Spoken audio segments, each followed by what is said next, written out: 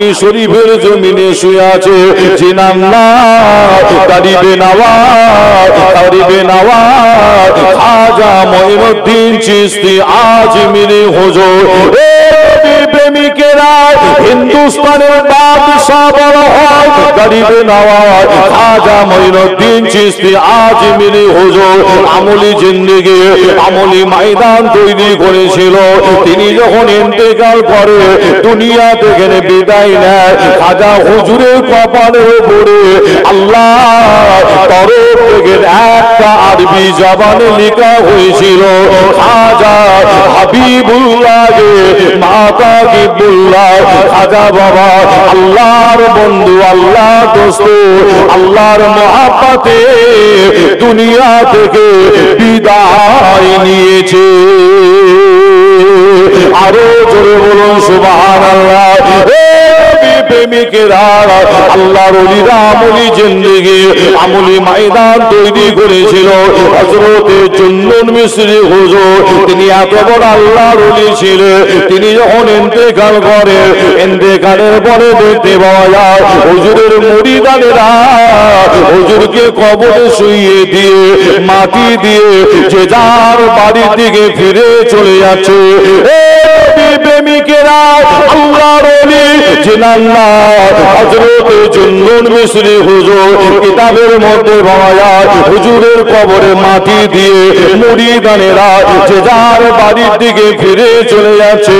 কিছু মুরিদানেরা হুজুরের কবরে মাটি দিয়ে বাড়ির দিকে ফিরে যাবে, কর্মস্থান থেকে বার হবে। এমন সময় তাদের মনের মধ্যে হলো হুজুরকে একা কবরে ছেড়ে রেখে যাব না, হুজুরকে বড্ড মহাব্বত করত, ভালোবাসত। প্রেমিকেরা ওই সময় ওই সমস্ত মুরিদানেরা হুজুরের কাঁচা কবরের দিকে আবার ঘুরে তাকিয়ে দেখেছিল। হুজুরের কবরের দিকে যখনই ঘুরে তাকিয়ে দেখতে পায় হুজুরের কাঁচা কবরটার উপরে আল্লাহ তরফ থেকে একটা আরবি জবানে লেখা হয়েছিল জুন্নুন হাবিবুল্লাহ বিনা শওকে কাতিরুল্লাহ। জুন্নুন আল্লাহর বন্ধু, আল্লাহ দোস্ত, আল্লাহর মহাব্বতে নিজের জানকে কুরবান করে শহীদ হয়ে গেছে। আরো জোরে বলুন সুবহানাল্লাহ। প্রেমিকেরা খাজা হুজুরের কপালে লেখা হলো জুন্নুন মিসরি হুজুরের কবরের উপরে লেখা হলো। এটা কিসের ক্ষমতা আপনাদের বলে দেয়া? এটা হলো আমলি ক্ষমতা, আমলি পাওয়ার, আমলি জিন্দেগি আমলি ময়দান তৈরি করেছিল। প্রেমিকেরা ইতিহাস খুললে দেখতে পারবে, ইতিহাস শুনলে জানতে পারবে, ইতিহাস পড়লে বুঝতে পারবে।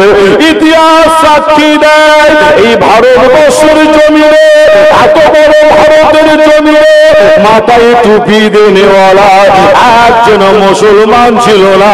ইতিহাস সাক্ষী দেয় এত বড় ভারতের জমিনে কলমা পড়েনেওয়ালা একজন মুসলমান ছিল না। আমার আল্লাহ একজন মুসলমানকে আল্লাহ এত বড় ভারতের জমিনে আল্লাহ পাঠিয়েছিল। চিনার নাম ইতিহাসের মধ্যে পাওয়া যায় গরিবে নওয়াজ খাজা মঈনুদ্দিন চিশতি আজমিরি হুজুর। আল্লাহ পাক খাজা হুজুরকে এত বড় ভারতের জমিনে আল্লাহ তেনাকে পাঠালেন কোথায়?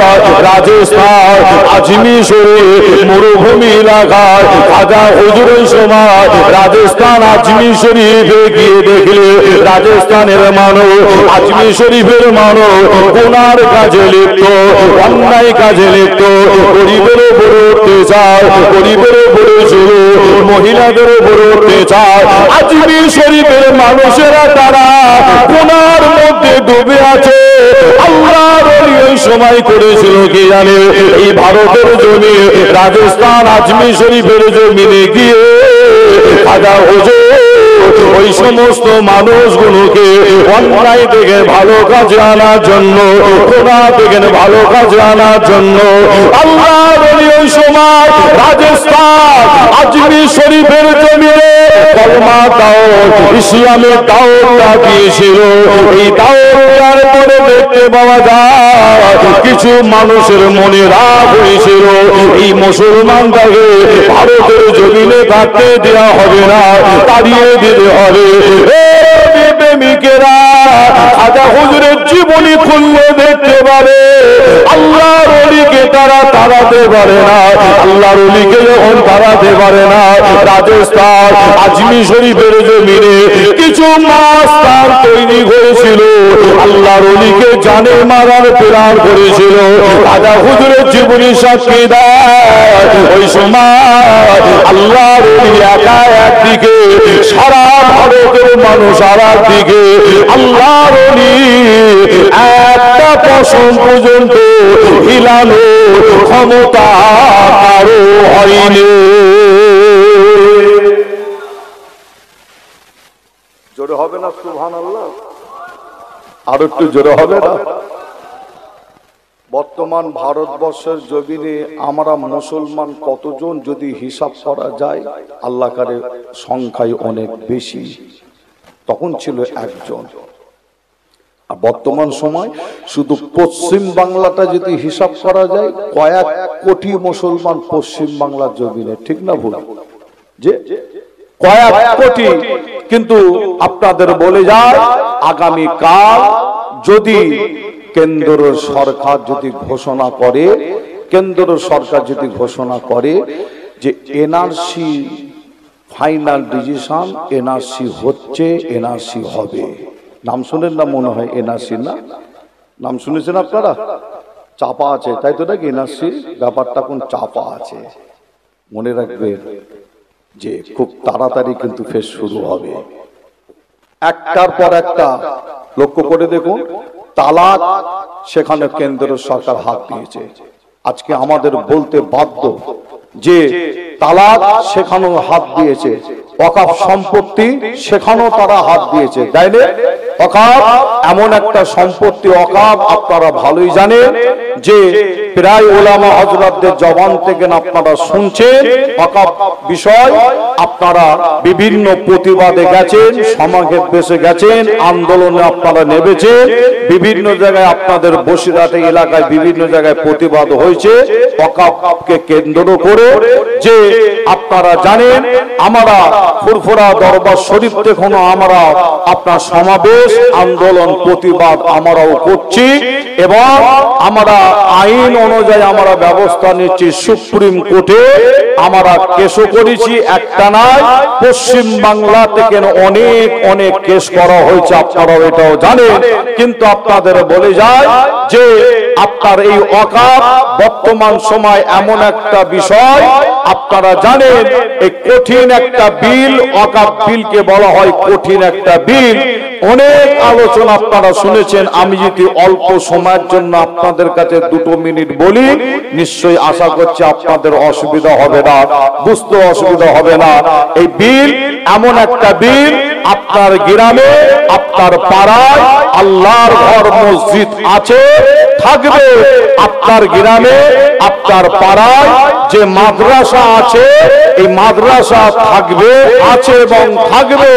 আপনার গ্রামে পাড়ায় যে কর্মস্থান আছে, অবশ্যই আছে এবং থাকবে। মনে রাখবেন আপনার গ্রামের মসজিদ কিন্তু ভাঙা হবে যে না, আপনার গ্রামের মাদ্রাসা ভেঙে দেওয়া হবে যে না। যে আমি কথাটা বললাম এই কারণে, এটা হচ্ছে পশ্চিম বাংলা, তাই তো নাকি?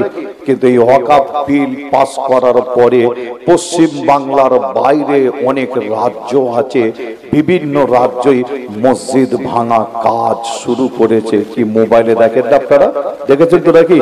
আবার মাদ্রাসা ভেঙে দিচ্ছে, কর্মস্থান ভেঙে দিচ্ছে ওয়াকফ বিল পাস হওয়ার পরে।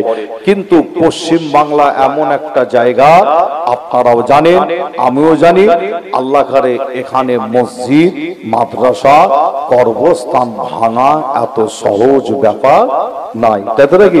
কিন্তু আপনাদের বলে যায়, আমরা ভাবছি আমার গ্রামে পাড়ার মসজিদ মাদ্রাসা খানকা কে ভাঙবে, এত সাহস কারো হয়, তাই তো নাকি? যা হচ্ছে হোক, ওয়াকফ বিল যা হচ্ছে হোক, অনেক মুসলমানের মনের মধ্যে এরকম একটা বিষয় ঢুকেছে। তবে আমি বলে যাই, মসজিদ মাদ্রাসা খানকা ভাঙবে না, ঠিক আপনি যেটা ভাবছেন ঠিক আছে, কিন্তু আপনাদের বলে যাই, এই বিলটা এমন একটা কঠিন বিল, আপনার গ্রামে মসজিদ থাকবে, মাদ্রাসা থাকবে, খানকা থাকবে, কর্মস্থান থাকবে।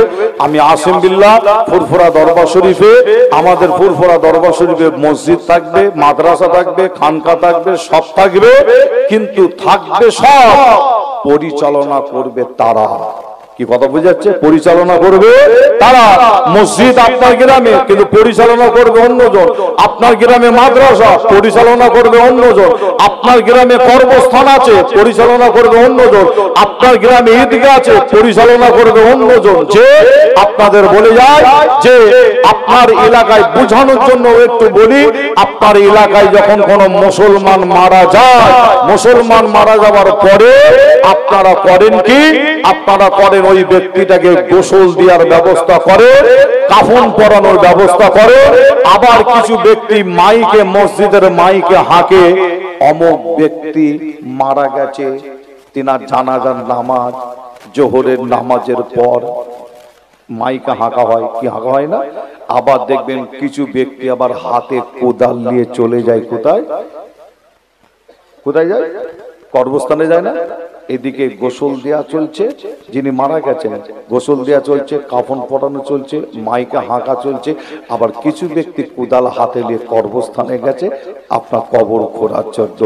যে আপনাদের বলে যাই, এই বিলটা একটা এত কঠিন বিল। এবারে মনে রাখবেন, আইন পাস যদি, এই আইন ওয়াকফ বিল পাস হয়েছে আর এর কাজ যদি শুরু হয়ে যায় পশ্চিম বাংলার জমিনে, তাহলে মনে রাখবেন, আপনার এলাকায় যখন কোনো ব্যক্তি মারা যাবে, আপনি গোসল দেবেন, কেউ বাধা দেবে না, কাফন পরাবেন, কেউ বাধা দেবে না, যে আপনি খাটিয়ার ওপরে তুলবেন, কেউ বাধা দেবে না। যখনই কোদাল হাতে করে নিয়ে কর্মস্থানে গিয়ে কবর খুঁড়তে যাবেন, ওই জায়গায় তখন বাধা পড়বে, ওই জায়গায় বাধা পড়বে, তখন আর কবর কিন্তু আপনি ওইভাবে করতে পারবেন না। আপনাকে করতে হবে কি, আপনাদের আশেপাশে যে বিডিও অফিস আছে, সেই বিডিও অফিসে আপনাকে যেতে হবে, গিয়ে বলতে হবে, স্যার আমার আব্বা মারা গেছে, স্যার আপনাকে বলতে হবে, স্যার আমার মা মারা গেছে, আপনি অনুমতি দেন, পারমিশনটা দেন, কবর খোঁড়ার পারমিশন দেন। আমার এলাকায় যে গ্রামে কর্মস্থান আছে, ওখানে কবর করব, পারমিশন দেন। আপনাকে পারমিশন নিতে হবে, বিনা পারমিশনে আপনি কবর খুঁড়তে পারবেন না। মনে রাখবেন, তারা করতে চাইছে কি, এই বিলটা পাস করিয়ে তারা, বিশেষ করে পশ্চিম বাংলার কথা বলছে, আমি অন্য রাজ্যের কথা বলছি না, সেখানে তো দেখছি ভাঙার কাজ শুরু হয়ে গেছে। পশ্চিম বাংলায় বিশেষ করে এই বিলটা পাস করিয়ে তারা পরিচালনা করতে চায়। তাই আমি আসিম বিল্লাহ বলি, আমরা মুসলমান, আমাদের সজাগ হতে হয়, এর বিরুদ্ধে আমাদের রুখে দাঁড়াতে হয়। কিন্তু আপনাদের জানাই, আল্লাহর মাদাদ, আল্লাহর সাহায্য ছাড়া মুসলমান রিহাই পাবে না, বাঁচতে পারবে না। আল্লাহর মাদাদ আর আল্লাহর সাহায্য অবশ্যই দরকার আছে। আন্দোলন, প্রতিবাদ, সমাবেশ আপনি করছেন, করে, আমি আসিম বিল্লাহ বলছি আপনি করেন, আমি পক্ষে আছি, বিরোধিতা করছি যে না। কিন্তু একটা কথা বলে যাই, একটা আন্দোলন, আমি আসিম বিল্লাহ আমার এই বয়সে আমি দেখলাম না মুসলমান একটা আন্দোলন করে সাকসেসফুল হয়েছে। কি কথা বলছি বুঝতে পারছেন না? কলকাতায় তো অনেক ছুটে গেছেন, আপনি গেছেন, আমি গেছি, বা আরো অনেকে গেছে, কলকাতায় গেছেন, বসিরহাটে গেছেন, বিভিন্ন সমাবেশ করেছেন, আন্দোলন করেছেন, প্রতিবাদ করেছেন। একটা আন্দোলন, আমি আসিম বিল্লাহ আমার এই বয়সে আমি দেখলাম না মুসলমান একটা আন্দোলন প্রতিবাদ করে সাকসেসফুল করে ফেলেছে। আমি আমার এই বয়স আমি দেখতে পেলাম না যে সব হচ্ছে কিন্তু সাকসেসফুল হচ্ছে না। তার কারণ হচ্ছে কি জানেন? তার মূল কারণ হলো এটাই, সাকসেসফুল না হওয়ার কারণ অনেক কারণ আছে। মূল কারণ হলো আমরা মুসলমান মূল জায়গা থেকে না আমরা অনেকে সরে গেছি। মূল জায়গাটা হলো কোথায়? ইতিহাস খোলেন, ইতিহাস পড়েন, ইতিহাস শুনলেও আপনারা বুঝতে পারবেন মূল জায়গা সব সময় মুসলমান সাকসেসফুল হয়েছে। যে এর আগে সব সময় মুসলমান সাকসেসফুল হয়েছে, মূল জায়গাটা হলো আল্লাহর ঘর মসজিদ। আমরা মুসলমান বর্তমান মসজিদ থেকে অনেকটা দূরে, খোদাকে আমরা সেজদা দিই না, নামাজ পড়ি না। আল্লাহ নামাজের মধ্যে সেজদার মধ্যে আল্লাহ এত মজা দিয়েছে, আল্লাহু আকবার। খোদাকে সেজদা দিয়ে খোদার কাছে দুটো হাত তুলে চোখের পানি ফেলে ফেলে খোদার কাছে চান। পীরের ঘরের বাচ্চা আসিম বিল্লাহ সিদ্দিকী বলছি, এই সেজদার ওসিলায় আল্লাহ আপনাকে আমাকে দুনিয়া এবং আখিরাতে কোনো জায়গায় কমতি দেবে না। জোরে বলো, আর একটু জোরে হবে না? মুসলমানের ঘরে ছেলে মেয়েরা, বাড়া তরুণীরা, আমার নওজওয়ান যুবকেরা, পরদারণ তোরালে মা বোনেরা, আমার নবী প্রেমিকেরা, তাই আপনাদের কাছে আমি একটা হাদিস শরীফের নাম বলে যাই। কোরআন শরীফের পরে যার স্থান নাম হলো বুখারী শরীফ। এই যুবকেরা, আমার মুরব্বী চাচা জানেরা, এই বুখারী শরীফটা খুললে আপনি দেখতে পাবেন আল্লাহ সিজদার মধ্যে আল্লাহ কতটা মজা দিয়েছে। এই যুবকেরা, বুখারী শরীফ প্রমাণ দেয়। বুখারী শরীফ খুললে দেখতে পাবে একটা ময়দানের নাম পাবে, একটা জমিনের নাম পাবে। ওই জমিনটার নাম বদরের ময়দান বলা হয়, বদরের জমিন বলা হয়। ওই বদরের ময়দান এমন একটা ময়দান, ওই ময়দানে একটা যুদ্ধ হয়েছিল, লড়াই হয়েছিল। যুদ্ধটা ছিল ইসলামকে জিন্দা করার জন্য, কোরআনকে জিন্দা করার জন্য, দ্বীনকে জিন্দা করার জন্য, শরিয়াতকে জিন্দা করার জন্য। প্রেমিকেরা, মুসলমানের যত যুদ্ধ হয়েছিল, উহুদের যুদ্ধ, খন্দকের যুদ্ধ, তাবুকের যুদ্ধ, হুনাইনের যুদ্ধ, আরো অনেক অনেক যুদ্ধ হয়েছিল। আপনি মিসকা শরীফ খুললে পাবে, আবু দাউদ শরীফ খুললে পাবে, মুসলিম শরীফ খুললে পাবে। অনেক যুদ্ধ হয়েছিল ইসলামকে জিন্দা করার জন্য। কিন্তু মুসলমানের প্রথম যুদ্ধ, ওই যুদ্ধটার নাম বদরের যুদ্ধ, বদরের লড়াই। এই যুদ্ধের ময়দানে ইসলামকে জিন্দা করার জন্য আমার আপনার নবী তিনি নিজে হাজির ছিল যুদ্ধের ময়দানে। আল্লাহ নবীর সাথে একটা নাই দুটো নয়, মাত্র 313টা মুসলমান আল্লাহ নবীর সাথে যুদ্ধের ময়দানে হাজির হয়েছিল। মাত্র 313টা মুসলমান ইসলামকে জিন্দা করার জন্য যুদ্ধের ময়দানে পৌঁছেছিল। প্রেমিকেরা, ওই যুদ্ধের ময়দানে গিয়ে যাচ্ছে, ওই যুদ্ধের ময়দানে আমার আপনার নবী 313টা মুসলমান গিয়ে দেখে আর দিকে দাঁড়িয়ে আছে 1000 কাফের, 1000 কাফের দাঁড়িয়ে আছে। মুসলমানের থেকে সংখ্যায় তারা অনেক বেশি ছিল। 1000 কাফের, 1000 কাফের। তাদের চিন্তা ভাবনা ইসলামকে মিটিয়ে দেয়া, কোরআনকে মিটিয়ে দেয়া, দ্বীনকে মিটিয়ে দেয়া, শরিয়াতকে মিটিয়ে দেয়া, 313টা মুসলমানকে মেরে শেষ করে দেয়া। প্রেমিকেরা, আমার মুরব্বী চাচা জানেরা, পর্দার অন্তরালে মা বোনেরা, হাদিস শরীফ সাক্ষী দেয় ওই বদরের ময়দানে 1000 কাফের মুসলমানের থেকে বেশি হওয়ার পর 1000 কাফেরের মাথা দেখতে পাওয়া যায় যুদ্ধ করার জন্য। 1000 কাফেরের মাথায় যুদ্ধ করার হেলমেট, 1000 কাফের তাদের শরীরের মধ্যে দেখতে পাওয়া যায় যুদ্ধ করার করার জন্য লোহা তেরে 1000 কাফের তাদের কাছে দেখতে পাওয়া যায়। একটা একটা করে সওয়ারি ঘোড়ার পিঠে 1000 কাফের তাদের কাছে সওয়ারি 1000 কাফের মুসলমানের থেকে বেশি হওয়ার বড় 1000 কাফেরের হাতে আছে কি জানে? হাদিস শরীফ বলছে সেই জামানার উন্নত মানের অস্ত্র 1000 কাফেরের হাতে উন্নত মানের তরোয়ার। এই যুবকেরা এই বদরের ময়দানে 313টা মুসলমান তাদের মাথায় যুদ্ধ করার জন্য হেলমেট ছিল না। 313টা মুসলমান তাদের শরীরে যুদ্ধ করার জন্য লোহা তেরে ছিল না। 313টা মুসলমান তাদের কাছে সওয়ারি ছিল না, ঘোড়া ছিল না। 313টা মুসলমান তাদের হাতে উন্নত মানের অস্ত্র ছিল না। প্রেমিকেরা 313টা মুসলমানের হাতে ছিল খাজুর গাছের ডাল। বুখারী শরীফ সাক্ষী দেয় ওই খাজুর গাছের ডাল নিয়ে আল্লাহ নবীর সাথে যুদ্ধের ময়দানে দাঁড়িয়ে আছে ইসলামকে জিন্দা করার জন্য। প্রেমিকেরা ওই বদরের ময়দানে যুদ্ধ শুরু করার আগে আমার আপনার নবীকে লক্ষ্য করে দেখা যায় আল্লাহ নবী বদরের ময়দানে বদরের জমিনে মরুভূমির উপরে বালুর উপরে আল্লাহ নবী সিজদায় পড়ে গিয়েছিল।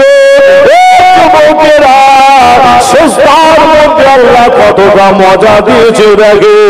1000 কাফের একদিকে দাঁড়িয়ে আছে, 313টা মুসলমান আর একদিকে দাঁড়িয়ে আছে।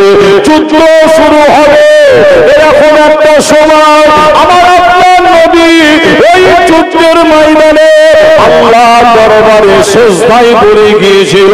সিজদায় পড়ে গিয়ে আমার আপনার নবী চোখের পানি ফেলে ফেলে ফেলে ফেলে ফেলে ফেলে কেঁদে কেঁদে আল্লাহকে বলে আল্লাহ আল্লাহ আজ যদি 313টা মুসলমান শেষ হয়ে যায় আল্লাহ আপনাকে আল্লাহ বলার মতো আমাকে নবী বলার মতো আর কাউকে খুঁজে পাওয়া যাবে না, আর কাউকে খুঁজে পাওয়া যাবে না।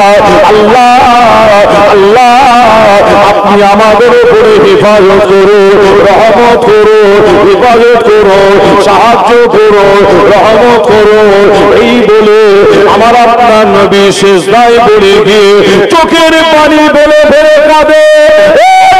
প্রেমিকেরা বুখারী শরীফ সাক্ষী দেয় এত কান্না কাঁদছে আল্লাহ রাসূল সিজদায় পড়ে। বুখারী শরীফ সাক্ষী দেয় ওই রকম কান্না আমার আপনার নবী খুব কম কেঁদেছিল। আল্লাহ নবীর চোখের পানিটা গড়াতে গড়াতে গড়াতে গড়াতে ওই বদরের জমিনের বালুটা ভিজে গিয়ে আল্লাহ নবীর কপালে লেগে গিয়েছিল।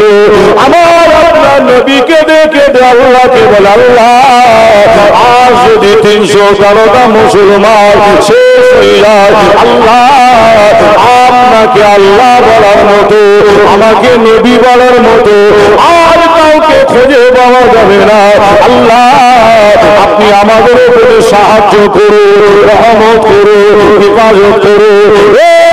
প্রেমিকেরা বুখারী শরীফ সাক্ষী দেয় আল্লাহ ওই সময় আমাদের নবীর সিজদা চোখের পানিকে আল্লাহ কবুল করে আল্লাহ বদরের জমিনে আল্লাহ মুসলমানকে সাহায্য করার জন্য আল্লাহ আসমান থেকে একটা নাই দুটো না 5000 ফেরেশতাকে আল্লাহ নাবিয়ে দিয়েছিল।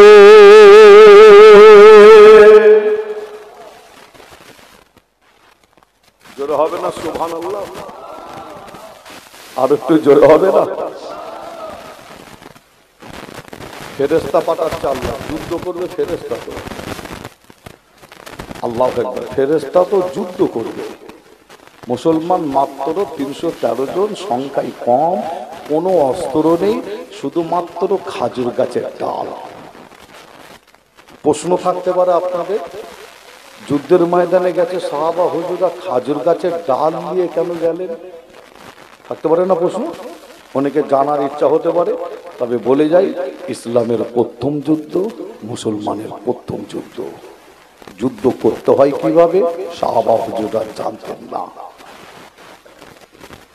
আমার আপনার নবী কাফেরদের অত্যাচারে আল্লাহ রসুল নিজের ঘর বাড়ি জন্মভূমি ফেলে রেখে আল্লাহ নবী কোথা থেকে কোন জায়গায় গিয়েছিলেন বলেন তো দেখি?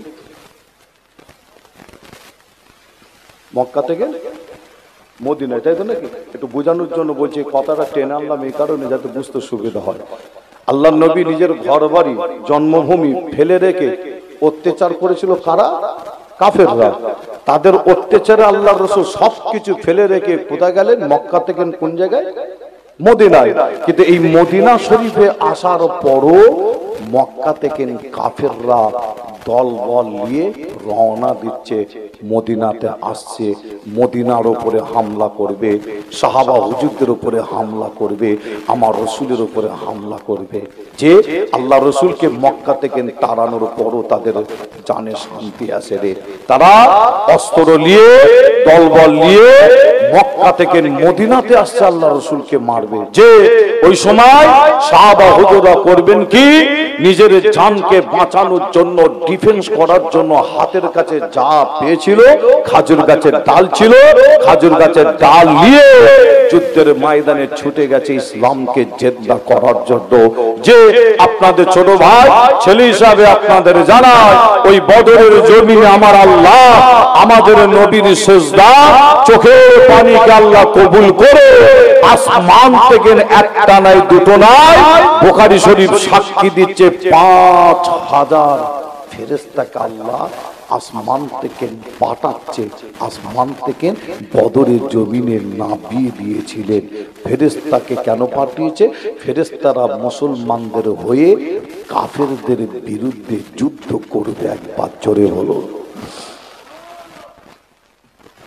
সেই আল্লাহ আছে না নাই? আওয়াজ দেন আপনারা, সেই আল্লাহ আছে না নাই? আছে তো নাকি?